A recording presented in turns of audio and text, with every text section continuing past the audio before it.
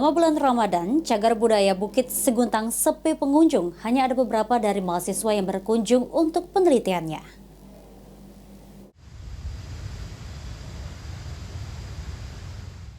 Jelang Lebaran, Bukit Seguntang alami sepi pengunjung.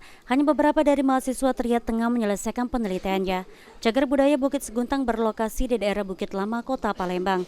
Salah satu pengurus Bukit Seguntang, Darja, mengatakan pengunjung Bukit Seguntang menurun jelang Lebaran lantaran banyak yang sudah melakukan perjalanan mudik, termasuk mahasiswa yang melakukan penelitiannya.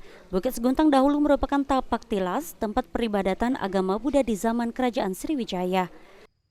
Untuk pengunjung untuk di bulan puasa ini agak menurun, Dek. Menurun. Iya.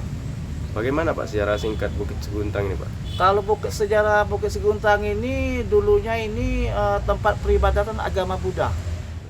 Salah satu juru kunci Sulaiman mengatakan, cagar budaya Bukit Seguntang juga merupakan makam para syekh dan sultan Palembang di masa transisi Kerajaan Sriwijaya.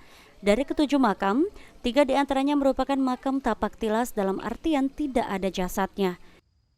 Kalau yang biasa di daerah hanya makam, kalau seperti artefak, prasasti atau gerabah itu di museum. Di museum semua kan? Ini makam siapa saja Pak yang ada di dalam ini? Makam ini ada 7, jadi bukan Raja-Raja Sriwijaya tapi sesudah Sriwijaya, sebelum Kesultanan Demak dan Palembang, jadi masa transisi. Tepatnya abad 14 awal atau 1400. Makam yang paling besar pangkatnya di sini siapa Pak? Di sini nih 7 nih ada 4 makam yang ada jasad, ada 3 makam tapak tilas. Beberapa fasilitas Bukit Seguntang baru direnovasi, diantaranya Gapura Tanjak Khas Palembang. Taslim Rahman, PAL TV.